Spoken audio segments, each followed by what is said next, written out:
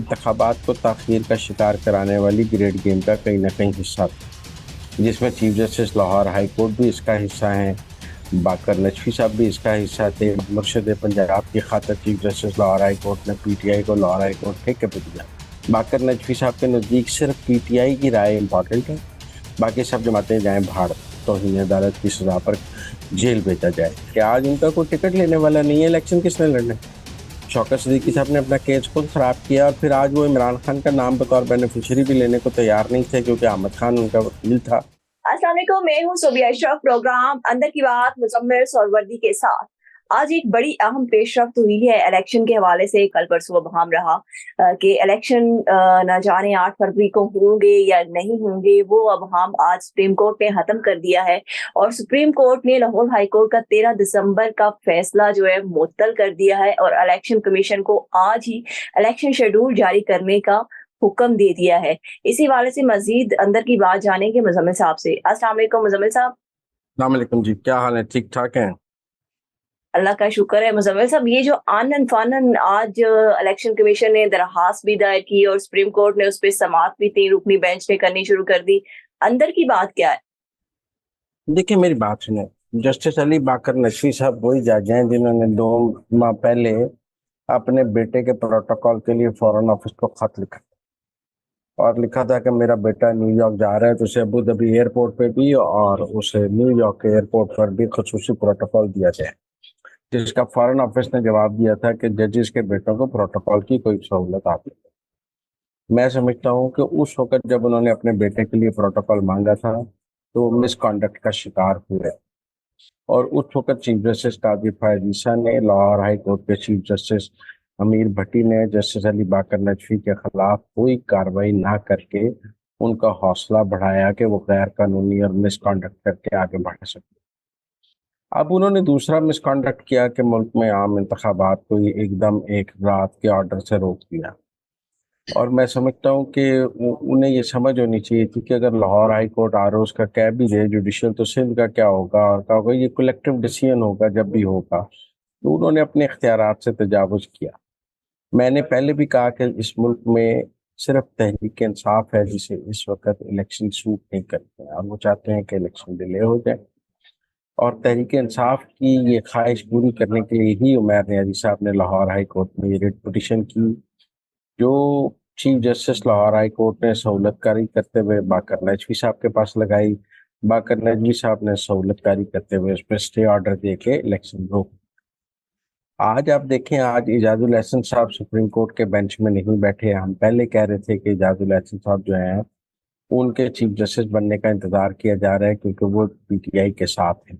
पर मुजम्मिल साहब, उस पर तो वजाहत दी है चीफ जस्टिस काजी फायद ईसा ने कि मैं पहले ही वजाहत कर दूं जैसे ही समाअत स्टार्ट हुई है।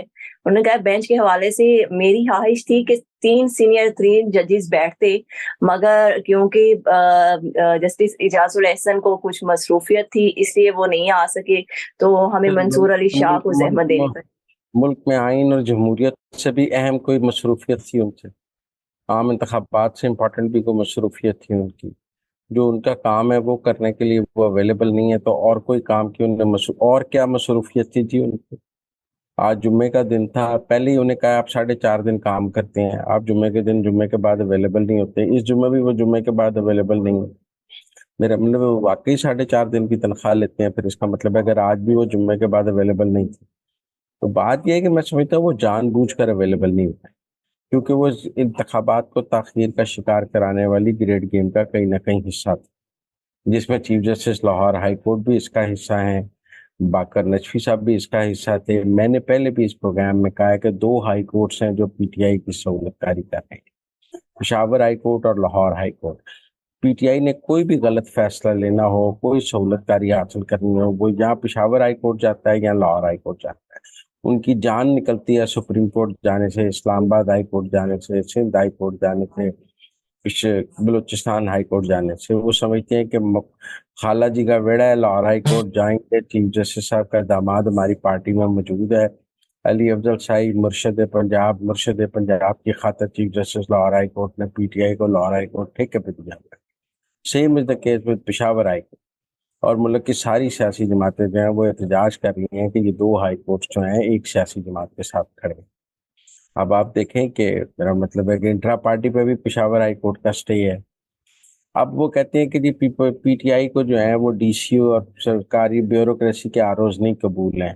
کیا باقر نجوی صاحب نے باقی پارٹیوں کو سنا اس معاملے میں؟ وہ صرف پی ٹی آئی کی سہولت کاری کرنے کے لیے موجود تھے کہ جی پی ٹی آئی نے کہا مجھے نہیں قبول، لہٰذا انہوں نے اسٹے دے دیا۔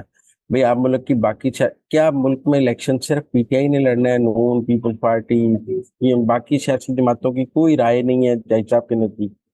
باقر نجوی صاحب کے نزدیک صرف پی ٹی آئی کی رائے امپورٹنٹ ہے، باقی سب جماعتیں جائیں بھاڑ۔ بھئی آپ کولیکٹیولی میجورٹی کی رائے مطلب یہ جو دیکھیں۔ لاہور ہائی کورٹ میں پی ٹی کی طرف سے درخواست دائر ہوئی تھی، اس حوالے سے جب چیف جسٹس نے پوچھا اٹارنی جنرل سے کہ آپ کو علم تھا اس درخواست کے حوالے سے، تو انہوں نے کہا ہمیں علم ہی نہیں تھا، جس دن یہ دائر ہوئی ہے، آرڈر آیا، ہمیں اس دن ہی پتا چلا۔ نہیں بالکل علم نہیں تھا جی، نوٹس ہی نہیں ہوئے، سیدھا اسٹے ہوا ہے۔ اور دوسری بات یہ ہے کہ میں سمجھتا ہوں کہ چیف جسٹس صاحب نے بڑی رعایت کی ہے کہ انہوں نے پٹیشنر عمیر نیازی کو کنٹیمپٹ کا نوٹس دیا ہے۔ بھئی آپ نجفی صاحب کو توہین عدالت کا نوٹس دیں، آپ باقر نجفی کو توہین عدالت کا نوٹس دے کے لاہور ہائی کورٹ کو کے جج کو توہین عدالت میں سزا سنائے تو ہم آپ کو کچھ مانیں۔ بیچارے پٹیشنر کو مطلب پٹیشنر کو سزا، پٹیشنر تو گیا ہے کہ لینے، جس نے اور فیصلہ دیا قصور اس کا ہے یا جس نے درخواست دی قصور اس کا ہے؟ میں نہیں سمجھتا ہوں عمیر نیازی کا قصور ہے۔ نجفی صاحب کو یہ درخواست اول اس پہ نوٹس کرنے چاہیے تھے، اور اگر درخواست قبول بھی کہ جرمانے کے ساتھ مسترد کرنی چاہیے تھی۔ اب نجفی صاحب کو تو آپ کچھ نہ کہیں جی کہ انہوں نے مس کانڈکٹ کیا۔ بھئی مس کانڈکٹ کی سزا یہ ہے کہ آپ کہتے ہیں جی وہ کل سے اپنی ذمہ داریاں نہیں اٹھائیں گے، وہ سپریم جوڈیشل کونسل میں ریفرنس بھیجیں۔ اگر وہ انہوں نے بطور جج کام ہی کرتے رہنا ہے، جیسے کہ انہوں نے اپنے بیٹے کا پروٹوکول مانگنے کے بعد کام کر رہے تھے، تو پھر میرا مطلب ہے وہ یہ سہولت کاری پی ٹی آئی کی جاری رکھیں گے، کیونکہ انہیں پتہ ہے کہ قائدی فائدیسہ صرف اکتوبر 2024 تک ہیں، اس کے بعد تو اپنا بندہ چیف جسٹس آ جائے گا، اور اگر ہم اکتوبر 2024 تک بچ گئے تو اس کے بعد ہماری مرضی ہے۔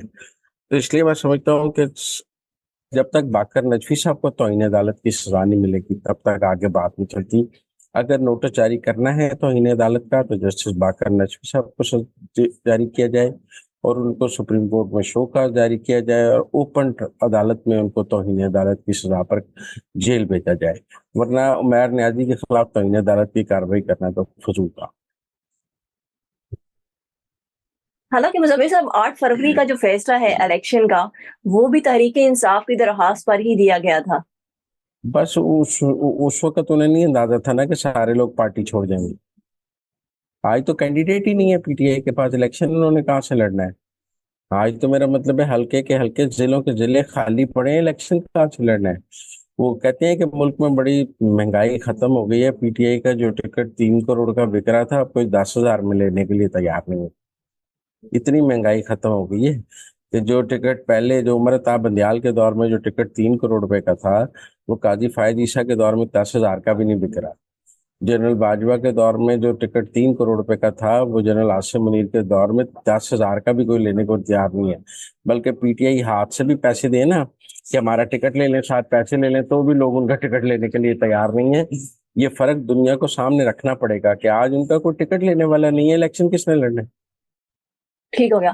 اچھا مزمل صاحب، آج ایک اور بڑی اہم پیش رفت ہوئی ہے، جو شوکت عزیز صدیقی صاحب ہیں، ان کی آئینی ترمیم شدہ درخواست جو ہے وہ آج سماعت کے لیے دی گئی۔ حالانکہ کل چیف جسٹس نے کہا تھا کہ 1 منٹ کی صرف سماعت ہوگی اور سب کو نوٹس کر دیں گے، لیکن انہوں نے صرف 3 آئی ایس آئی کے افسران، سابق افسران اور جنرل فیض حمید کو نوٹس جاری کیا ہے، جنرل باجوہ اور باقی 2 کو نوٹس جاری نہیں کیا۔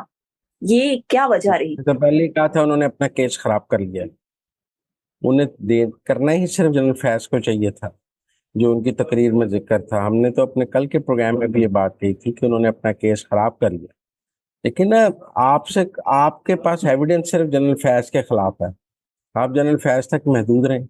آپ کا جنرل باجوہ اور باقیوں سے کیا تعلق؟ آپ یہ کہتے ہیں کہ جنرل فیض میرے پاس آئے، تو آپ کو ریٹ پٹیشن جنرل فیض کے حوالے سے کرنی چاہیے۔ آپ کے پاس جنرل باجوہ آئے، آپ کے پاس باقی لوگ آئے، شوکت صدیقی صاحب نے اپنا کیس خود خراب کیا، اور پھر آج وہ عمران خان کا نام بطور بینیفیشری بھی لینے کو تیار نہیں تھے کیونکہ احمد خان ان کا وکیل تھا۔ تو حامد خان عمران خان کا نام لینے کے لیے تیار نہیں تھا. میں سمجھتا ہوں کہ عدالت نے آج شوکت صدیقی صاحب سے بہت رعایت کی ہے. ان کا کیس بہت خراب ہو چکا تھا. اب بھی میں سمجھتا ہوں کہ جنرل فیاض اور جو قاضی ہیں وہ ان کے خلاف ہی بیان دیں گے, اور شوکت صدیقی صاحب کا کیس ہم نے کل ہی کہا ہے خراب ہو گیا, اور وہ اب بھی خراب ہے. مجھے نہیں لگتا اس کیس میں انہیں آگے جا کے کوئی خاص ریلیف مل سکے. پر مزمل صاحب آج کی جو سماعت تھی یہ درخواست کی, اس دوران جسٹس قاضی فائز عیسیٰ جو تھے وہ بہت زیادہ اصرار کر رہے تھے کہ بینیفیشری کا نام لیا جائے. انہوں نے ایک دفعہ عمران خان کا نام بھی لیا, اور وہ کہہ رہے تھے حامد خان سے کہ آپ کہیں نا کہ بینیفیشری کو ہم نوٹس کر دیں. تو یہ عمران خان کا بیچ میں نام, اور پھر آج جو سماعت کو بیلنس کرنے کی کوشش کی گئی. بیلنس نہیں ہے. دیکھیں بیسک قانون رانگ فل گین اور رانگ فل لاس کا کہتے ہیں, کوئی بھی جرم میں اگر کسی کو فائدہ ہو رہا ہے یا کسی کو غیر ضروری نقصان ہو رہا ہے تو جرم ہے. ادارے نے یہ تو دیکھنا ہے نا جو کہ جی اس سے فائدہ کس کا ہوا. مطلب اگر وہ نواز شریف کی ضمانت ریجیکٹ ہوتی ہے تو اس کا سیاسی فائدہ کس کو ہوا. لینا چاہیے تھا شوکت صدیقی کو عمران خان کا نام اور جنرل فیاض کا نام. وہ ادھر ادھر پھرتے رہے. کیوں نہیں لیا؟ اس لیے کہ حامد خان وکیل تھا تو آپ نے عمران خان کا نام نہیں لیا. انہیں آج عمران خان کا نام لینا چاہیے تھا. میں سمجھتا ہوں انہوں نے غلطی کی ہے عمران خان کا نام نہ لے کر, بلکہ عدالت کو مشکل میں ڈالا ہے. وہ اس چکر میں رہے کہ میں جنرل باجوہ کو نوٹس کرا دوں. کہ جنرل باجوہ کو کیوں نوٹس کرا دیں؟ انہوں نے کیا کیا ہے؟ یہ تو ایسے ہی ہے جیسے آج باقر نجفی کے ساتھ chief justice Lahore high court کو بھی نوٹس ہو جائے. بھی انہوں نے تو کیس نہیں سنا ہے نا, انہوں نے لگایا ہے. چاہے سہولت کاری اپنی جگہ موجود ہے, لیکن اس لیے میں سمجھتا ہوں کہ وہ ٹھیک کیا چیف جسٹس نے. وہ شوکت صدیقی کے ٹریپ میں نہیں آئے. شوکت صدیقی صاحب تو کیس کو کوئی اور رنگ دینا چاہتے. سپریم کورٹ نے آج جو نوٹس جاری کیا ہے جناب فیض حمید کو, جناب فیض حمید کیا جواب دیں گے اس نوٹس کا؟ جی دیں گے, بذریعہ وکیل جواب دیں گے. وہ اپنا ایک لائر کریں گے اور وہ آ کر کہے گا کہ یہ سب جھوٹ ہے, ایسا کچھ نہیں ہوا. جو دوسرے سب ہی کہیں گے کہ شوکت صدیقی جھوٹ بول رہے ہیں. کوئی بھی اس میں آ کر یہ نہیں کہے گا کہ شوکت صدیقی سچ بول رہے ہیں. ایون جو سپریم اسلام آباد ہائی کورٹ کے چیف جسٹس ہیں وہ بھی یہی کہیں گے کہ وہ جھوٹ بول رہے ہیں. اسی لیے میں نے کہا کہ ان کا کیس خراب ہو. مزمل صاحب سپریم کورٹ نے ایک ہفتے کا ٹائم دیا ہے شوکت عزیز صدیقی صاحب کو کہ وہ ترمیم کر کے اپنی درخواست دوبارہ جمع کروائیں. نہیں, میرا خیال ہے now it's too late. Now it's too late. وہ تھاٹ آفٹر تھاٹ اور آفٹر تھاٹ ایک ہاتھ جو کلین ہینڈز کے ساتھ آپ کورٹ میں آتے ہیں نا. میں تو حیران ہوں کہ اتنے سالوں بعد کیس لگا اور شوکت صدیقی صاحب کی کوئی تیاری ہی نہیں تھی. انہیں پتہ ہی نہیں تھا کہ انہوں نے کرنا کیا ہے. دوسری پیشی میں وہ بولڈ ہو گئے. ان کو اندازہ نہیں تھا کہ وہ فیض پر الزام لگا رہے ہیں. انہوں نے اس کا کولیبریٹنگ ایویڈنس دینا ہے, کیا کرنا ہے, ایفیڈیوٹ دینا ہے. ان کو نوٹس ہوئے تو کیا کرنا ہے. بطور ایک وکیل انہوں نے کیس کی تیاری نہیں کی ہوئی تھی. انہیں کیس تیار کرنا چاہیے تھا. یہ کیس اور ٹاک شو میں بڑا فرق ہوتا ہے. شوکت صدیقی صاحب نے ٹاک شو تو بہت کر لی ہے, لیکن کیس تو لڑنا چاہیے نا. انہیں اپنا کیس تو میرٹ پہ لڑنا ہوگا, اور میرٹ میں انہیں ساتھ گواہیاں اور ایویڈنس دینی پڑیں گی. تھینک یو مزمل صاحب. مزمل صاحب کے مطابق دوسری ہی پیشی میں شوکت عزیز صدیقی بولڈ ہو گئے ہیں. اس کے ساتھ مجھے مزمل صاحب کو دی اجازت. اللہ حافظ.